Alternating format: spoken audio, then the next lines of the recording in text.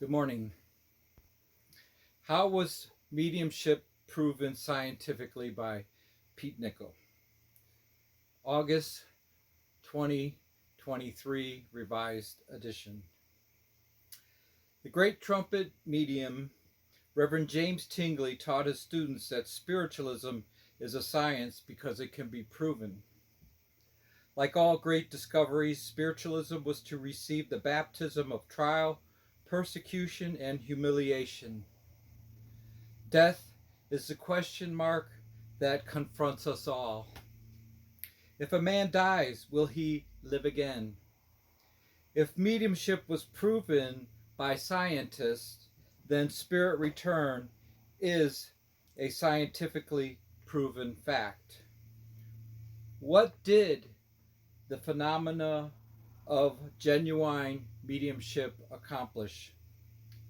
Genuine mediumship has proved that there is life after death, removing mankind's worst fear, the fear of death. How?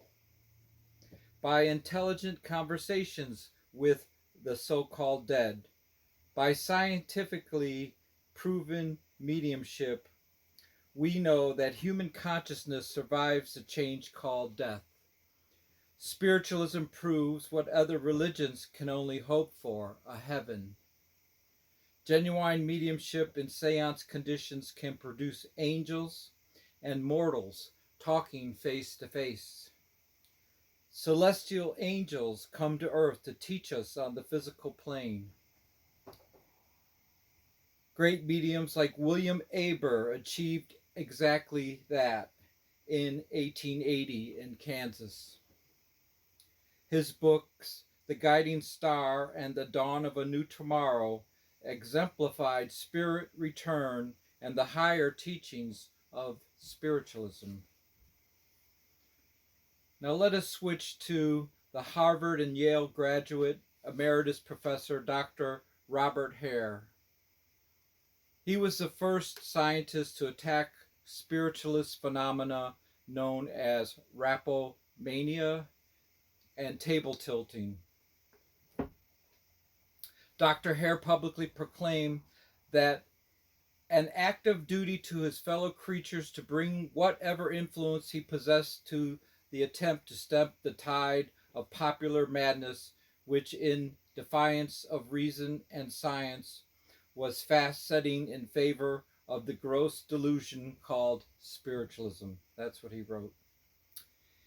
In 1853, at the age of 72, Dr. Robert Hare began his investigations to debunk mediumship and spiritualism. He devised a number of instruments and tests by, contrary to his beliefs and expectation, proved conclusively that there was a power and an intelligence at work responsible for the phenomena. His book, Spiritualism, Scientifically Demonstrated, was released in 1855. Plate 3 in your handout. This apparatus consisted of a wooden board 4 feet long supported on a fulcrum 1 foot from the end. On the opposite end was a spring balance similar to what we use as a vegetable scale at a grocery store today. A glass vessel filled with water was placed on the board near the fulcrum. A wire gauze cage attached to an independent support and not touching the glass at any point was placed in the water. The medium had to affect the balance by simply placing a hand into this wire cage. The medium was Charles Gordon.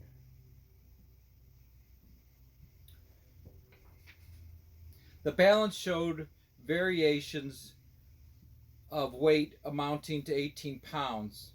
This experiment demonstrated an invisible force was present that could affect the spring scale by creating a force or pressure not attributed to a person in the physical plane.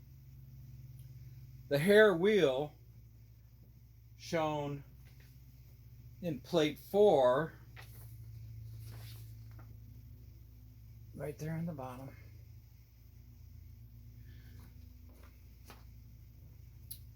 Consisted of a revolving disc attached to a table in a manner that which the movements of the table back up. That's plate 3. Okay. Sorry. Okay.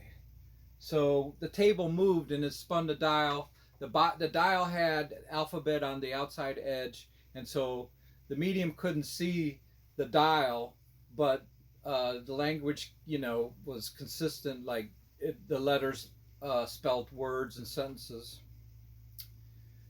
So that was pretty big. That was the 1850s, and it was pretty wide open time. It was the time of Morse code was just invented. So a lot of things were happening in communication.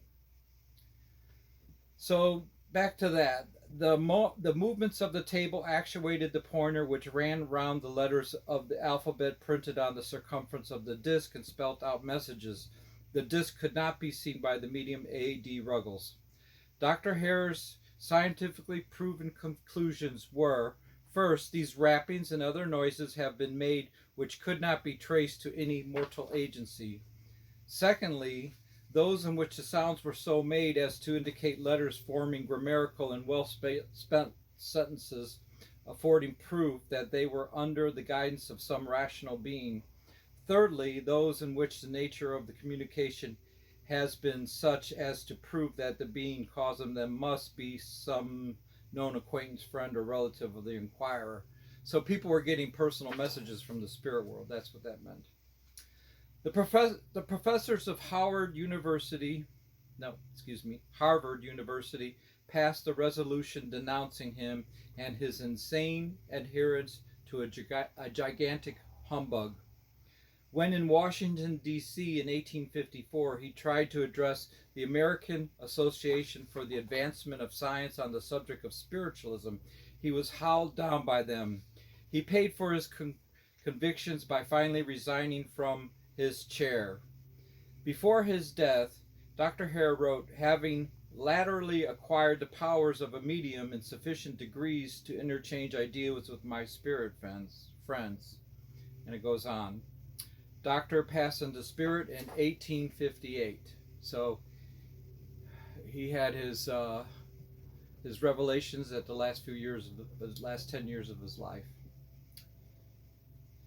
1 year after Dr. Hare's death in 1859, a petition here in America with over 15,000 signatures was submitted to Congress requesting a committee be formed to investigate the phenomena of spiritualism.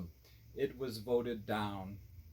But 10 years later, overseas in England, where the London Dialectical Committee set out to prove spiritualism was fraud, they wanted to expose the fake.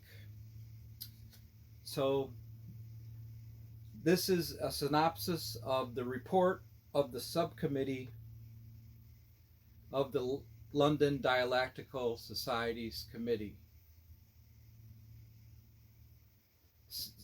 I read verbatim. Since their appointment on the 16th of February 1869, your subcommittee have held 40 meetings for the purpose of experiment and test. All of these meetings were held at private residence of members of the committee, purposely to preclude the possibility of prearranged mechanism or contrivance. The furniture of the room in which the experiments were conducting was on every occasion its accustomed furniture. The tables in all cases were heavy dining room tables, required a strong effort to move them. Is it delusion or fraud? We were speedily satisfied that it was not a delusion of senses. The sounds were distinctly audible to the ear, the vibrations palpable to the touch, and the motions obvious to sight. It was not a question of doubtful mental impression only, but of actual measurement. Delusion was out of the question. The motions were in various directions, and were witnessed simultaneously by all present. They were matters of measurement and not opinion or fancy. And they occurred so often under so many and such various conditions. On an occasion when 11 members of your committee had been sitting around the dining table for 40 minutes, and various motions and sounds had occurred, there, by way of test, turned their backs of the chairs to the table at about 9 inches from it. They all then knelt upon their chairs, placing their arms upon the backs thereof. In this position their feet were, of course, turned away from the table, and by no possibility could be placed under it or touch the floor. The hands of each person were extended over the table at about 4 inches from the surface. Contact, therefore, with any part of the table could not happen. Each person knelt on his chair as before, this time, however, folding his hands behind his back, his body being thus about 18 inches from the table and having the back of the chair between himself and the table. The table again moved 4 times in various directions. In the course of this conclusive experiment, and in less than half an hour, the table thus moved without contact or possibility of contact with any person present 13 times, the movements being in different directions, and some of them according to the request of various members of your subcommittee. The table was then carefully examined, turned upside down, and taken to pieces, but nothing was discovered to account for the phenomena. The experiment was conducted throughout in the full light of gas above the table. Altogether, your subcommittee have witnessed upwards of 50 similar motions without contact on 8 different evenings. So, they concluded there is a force capable of moving heavy bodies without material contact, and which force is in some unknown manner dependent upon the presence of human beings. Your subcommittee have not collectively obtained any evidence as to the nature and source of this force, but simply as the fact of its existence. It goes on, their conclusions. There is a force proceeding from or directly associated with the human organization, which in certain conditions can cause motion in heavy bodies and produce audible and palpable sounds in such bodies without muscular contact or any material connection between any person present and the heavy body so moved or on which the sounds are produced. This force appears to be frequently directed by some intelligence.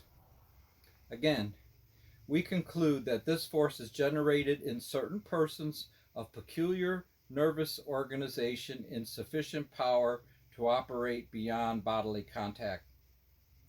To these persons the spiritualists have given the name mediums on the assumption that they are the means of communication between disembodied spirits and the living. But they who, with myself, dispute the theory of spiritualism have given to those persons the more appropriate name of psychics. Sounds like a scientist. The psychic force, unlike muscular force, does not appear to operate by pressure.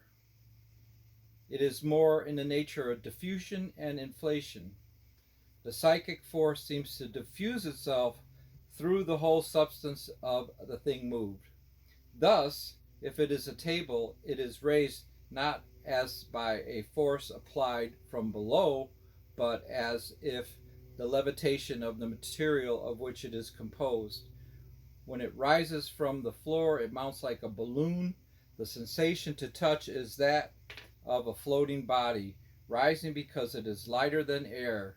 It hovers in the air like a floating, not lifted body, and it descends generally with more or less of a pendulous motion as in a descending balloon or a parachute.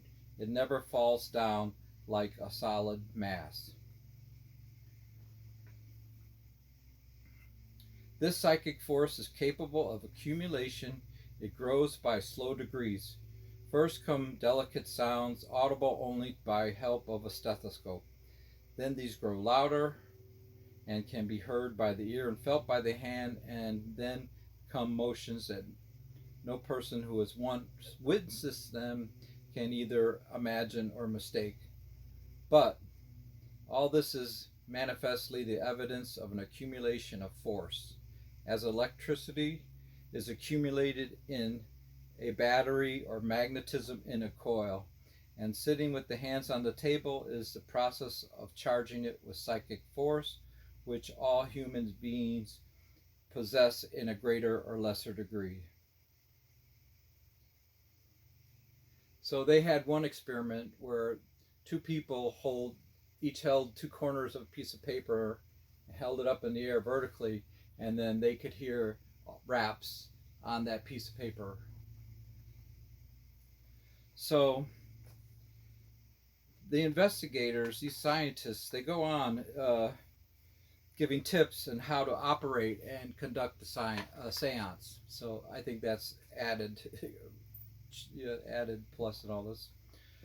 So persons present with the psychic should form a circle after the manner of an electric chain. The force is promoted by joining of hands, but almost the same effect is produced by laying hands on a table or any other solid body.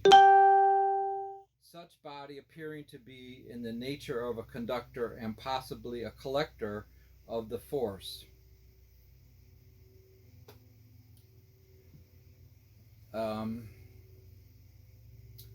So we're getting close to the conclusion here. And one thing the scientists wrote, and I thought it was a good thing to think about. And they said we might be surrounded by spirits and yet be utterly unconscious of their presence. The air may be so thronged with them that we never lift an arm without touching or passing through a spirit. And yet we might live and die in perfect ignorance of their presence, because our senses are incapable of perceiving the impression made by matter more refined than that which they are constructed to perceive. Unquote. The London Dialectical Society's committee proved scientifically that discarnate people can prove. No, let's start that over. The London Dialectical Society proved scientifically that discarnate people can move ponderable weights in the form of heavy tables and communicate through the alphabet and through alphabetic codes. Yes, no, don't know, by methods of raps or table tipping. That immortality was finally proven on a dumb table. Okay? As significant as the tombs, the stone in front of Jesus' sepulcher could be rolled, the table can be moved. Spirit can affect heavy, ponderable weights. I conclude, the voice of the dead caused itself to be heard, thus spiritualism was born, and death has ceased to be a thing of dread. Genuine mediumship can furnish objective truth. Genuine mediumship can furnish objective proof that we can't communicate with those we mistakenly call the dead. Let us remember, life is fleeting, everything disappears, except the three things which come from God: wisdom, virtue, and love. We must conquer them by effort to enter into this eternal progression. The philosophy of the spirits instructs in the moral law, which has a tendency to unite mankind more closely through brotherhood and not divide us by creeds. To communicate with dead is a serious matter. That which was blotted out by science and religion for centuries. For us, lucky ones, This has become a certainty. We stand on the shoulders of those that came before us. What they sowed in toil, we are harvesting in peace. Thank you.